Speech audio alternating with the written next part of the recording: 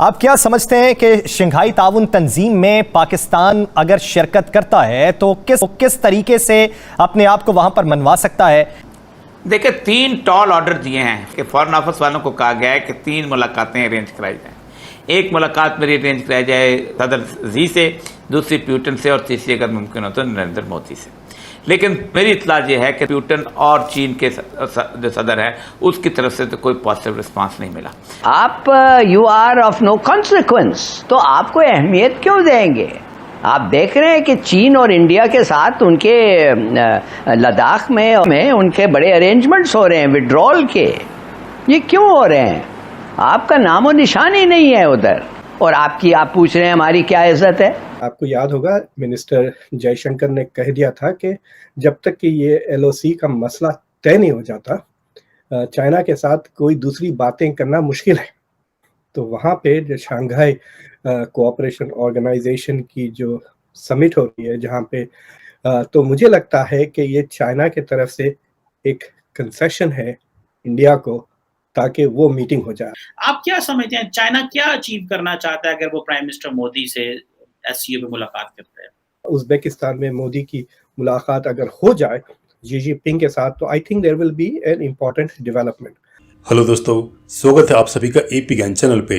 तो फ्रेंड्स, आइए देखते हैं पाकिस्तानी मीडिया की लेटेस्ट वीडियो। एक बहुत बड़ी डेवलपमेंट में पाकिस्तानी मीडिया को लगा है बड़ा झटका, क्योंकि 15-16 सितंबर को होने वाली SCO मीटिंग में भारत के PM श्री नरेंद्र मोदी जी के साथ साथ पाकी PM शहबाज शरीफ और जी जिनपिंग और पुतिन भी शिरकत करने वाले हैं। लेकिन खबर यह है कि पाकिस्तान के रिक्वेस्ट को, जिसमें पाक PM शहबाज शरीफ को चाइनीज प्रेसिडेंट जिनपिंग और रशियन प्रेसिडेंट पुतिन से मिलना था, लेकिन पुतिन और जिनपिंग दोनों की तरफ से पाकिस्तान के रिक्वेस्ट को ठुकरा दिया गया है। यानी न तो पाकिस्तानी PM से जिनपिंग मिलेंगे न ही पुतिन, जिसके बाद पाकिस्तानी मीडिया रो रही है कि पाकिस्तान की तो अब कोई औकात ही नहीं बची। जबकि दूसरी तरफ चाइनीज प्रेसिडेंट जिनपिंग की तरफ से Indian prime minister Modi ji से मिलने के लिए कई बार रिक्वेस्ट कर चुके हैं। जब न बात बनी तो आखिरकार चाइना ने LAC पर अपने ट्रिप्स को वापस बुलाया।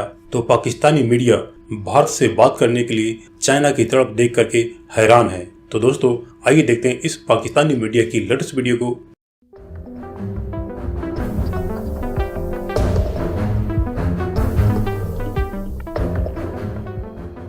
नाज़रीन, रवां हफ्ते शंघाई ताउन तंजीम का इजलास होने वाला है 15 से 17 सितंबर को, जिसमें वज़ीर-ए-आज़म शहबाज शरीफ भी शरीक होंगे। आलमी मंजरनामे में पाकिस्तान की अहमियत किस कदर है और पाकिस्तान उसमें किस हद तक अपनी जगह बना सकता है, हमारी खारजा पॉलिसी के महाज के ऊपर हिलाली साहब की तरफ बढ़ते हैं। हिलाली साहब, आप क्या समझते हैं कि शंघाई ताउन तंजीम में पाकिस्तान अगर शिरकत करता है तो किस तरीके से अपने आप को वहां पर मनवा सकता है? मैं समझता हूँ कि ये जो हुकूमत है, बाहर के जो दूसरे लोग हैं, हुकूमत हैं, वो मानते ही नहीं है कि ये ज्यादा चल सकता है। मिसाल के तौर पे आपको पता है कि शहबाज शरीफ ने इंडिकेट किया है कि वो चीन जाके प्रेसिडेंट जी से मिलना चाहता है, मगर उनको कहा गया कि वो कुछ मसरूफ हैं। आज तक उनकी मुलाकात नहीं हुई है। ये क्यों हो रहा है? आपने तो देखा कि आप रूस के नज़दीक नहीं जा सकते हैं, आप डरे हुए हैं अमेरिका से, और आप you are of no consequence, तो आपको अहमियत क्यों देंगे? आप देख रहे हैं कि चीन और इंडिया के साथ उनके लद्दाख में उनके बड़े अरेंजमेंट्स हो रहे हैं विड्रॉल के। ये क्यों हो रहे हैं? आपका नामो निशान ही नहीं है उधर, और सब लोग जानते हैं कि आपने फुल टर्न करके अमेरिका के गोद में वापस कूद रहे हैं। अमेरिका ने कहा था कि इसको निकालो। जब आपने इनको निकाला, आपको क्या मिला? $450 मिलियन मिले हैं आपके स्पेयर पार्ट्स F-16 के लिए, नॉट एज अ गिफ्ट। वो भी आप खरीदेंगे। आप तो कह रहे हैं थैंक यू एज इफ के कोई गिफ्ट है, कोई ग्रांट है, मगर आपको पता है कि अगर आप वो नहीं लेंगे तो आधा आपके फाइटर प्लेन्स खत्म हो जाएंगे। फिर UAE के, सऊदी अरेबिया और कतर, इनको कहा हाँ ठीक है, आप इनको कुछ पैसे दे दें। You are not prepared to forsake America. आप एक बैड मैरिज में हैं, मगर आप तलाक कॉन्टेम्पलेट ही नहीं कर सकते हैं, तो ये फिर आपको भुगतना पड़ेगा। और आप पूछ रहे हैं हमारी क्या इज्जत है? पुतिन ने तो कहा था कि अगर हम ये वापस आ जाए इमरान खान, मैं खुद जाऊंगा इसको कंग्रेचुलेट करने के लिए। It makes a lot of difference. कौन है आपका प्राइम मिनिस्टर और उसकी स्टैंडिंग मुल्क सही। में क्या है। सही। और मुल्क में अच्छी है तो फिर इंटरनेशनली भी अच्छी होती है। सही। और ये सब आप क्या समझते हैं? देखिए 3 टॉल ऑर्डर दिए हैं कि फॉरेन ऑफिस वालों को कहा गया है कि 3 मुलाकातें अरेंज कराई जाएं। एक मुलाकात मेरी अरेंज कराई जाए सदर जी से, दूसरी प्यूटन से और तीसरी अगर मुमकिन हो तो नरेंद्र मोदी से। लेकिन मेरी इत्तला ये है कि प्यूटन और चीन के जो सदर हैं उसकी तरफ से तो कोई पॉजिटिव रिस्पांस नहीं मिला। जो बात आपकी उनकी सही है कि पाकिस्तान इस वक्त दुनिया का बदतरीन डिसीजन लेने जा रहा है और ले चुका है अमेरिका की गोद में जाके। पाकिस्तान ने अफगानिस्तान को भी नाराज करना है इस दौरान में। और क्या है थ्रेट, क्या है कि हम इंडिया से आप पे हमला करवाएंगे। तो अगर इंडिया के हमले से हमने डर के फैसले करने हैं तो फिर तो हमारी कोई हैसियत नहीं, औकात नहीं, फिर हमें घास खाने की क्या जरूरत है, हम आराम से जिंदगी गुजारे। आपने न्यूज सुनी होगी सर कि इंडिया और चाइना के जो ट्रूप्स हैं वो डिसएंगेज कर रहे हैं वेस्टर्न हिमालयन एरिया से।